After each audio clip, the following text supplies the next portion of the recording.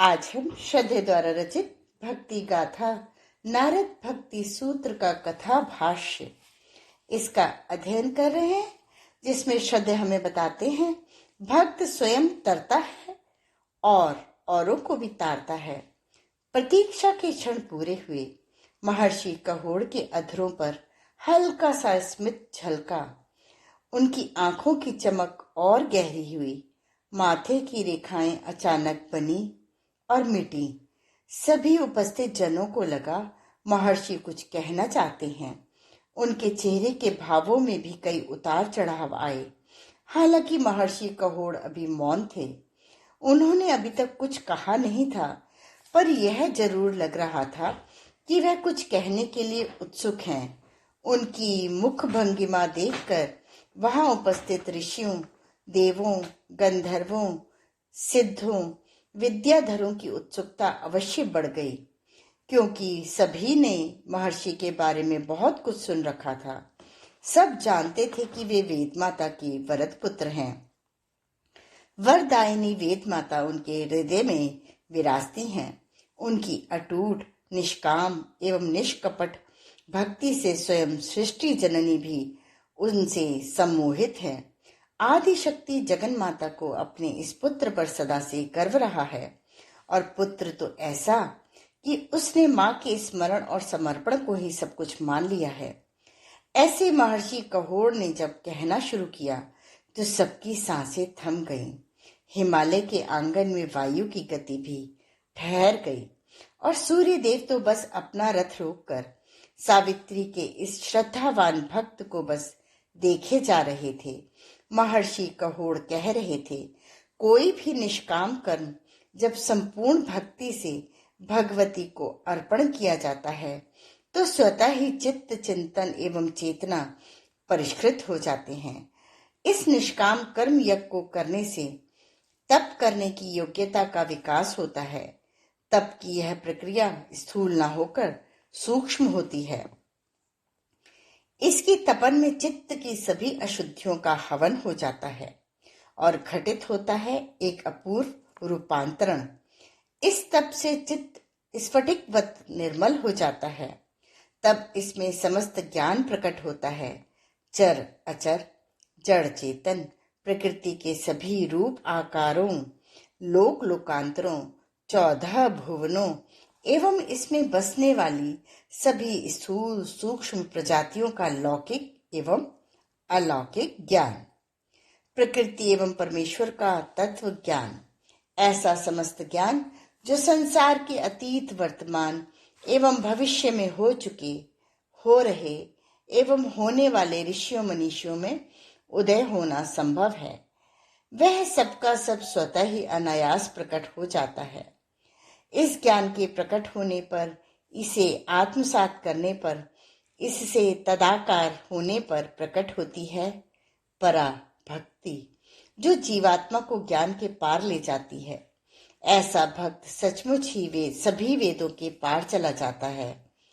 तब स्वतः ही बिना किसी प्रयास के वह वेदों से भी संन्यास ले लेता है, क्योंकि तब उसमें ज्ञान नहीं बल्कि परमेश्वर की परात्पर चेतना के प्रति अखंड, असीम, अपरिछिन्न अनुराग प्रतिष्ठित होता है। महर्षि कहोड़ के इस सार गर्भित कथन को सभी आश्चर्यचकित हो सुन रहे थे।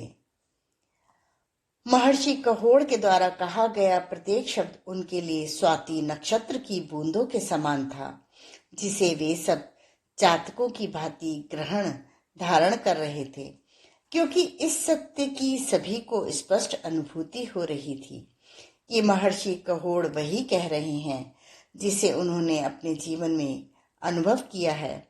ऋषि कहोड़ की इन बातों ने सबके साथ ब्रह्म ऋषि विश्वामित्र को भी प्रेरित, पुलकित एवं प्रभावित किया।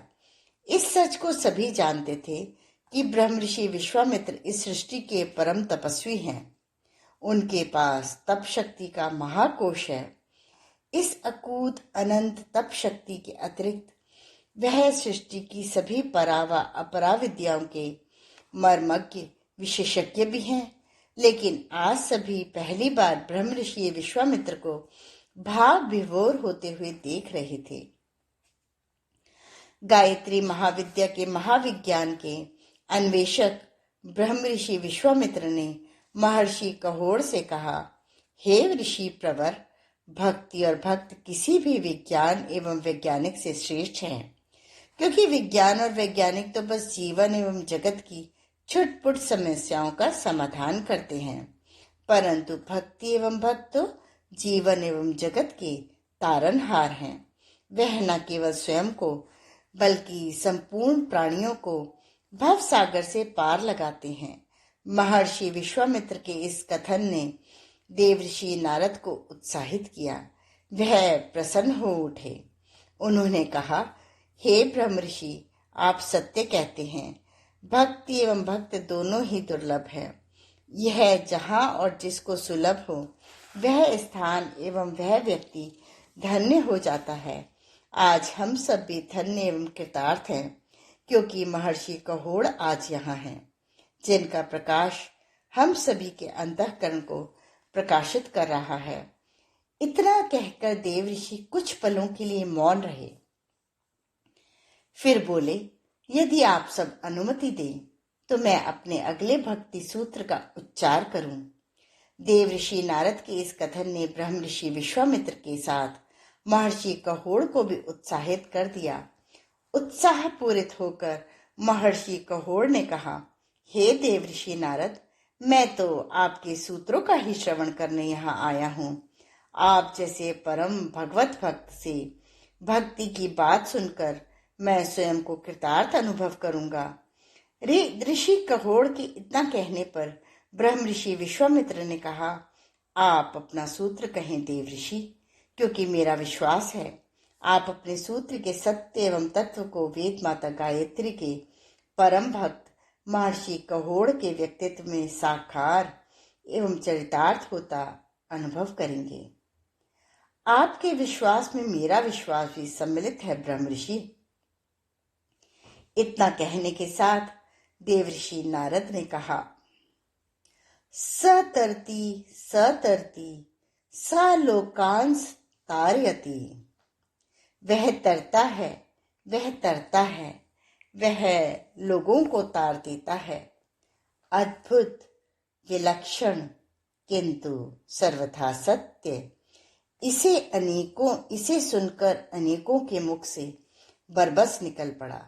हाँ, ऋषि कहोड़ अवश्य मौन बने रहे।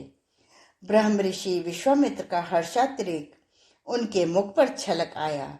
उन्होंने कहा, देवर्षि कहोड़ की भक्ति का और उन पर उड़ेले जा रहे भगवती वेद माता के अनुराग का मैं स्वयं साक्षी हूँ। यदि आप अनुमति दें तो मैं कुछ कहूँ। अवश्य भगवन, यह आपकी हम सभी पर कृपा होगी। देवर्षि के कथन का समर्थन अन्य ऋषिगणों ने भी किया।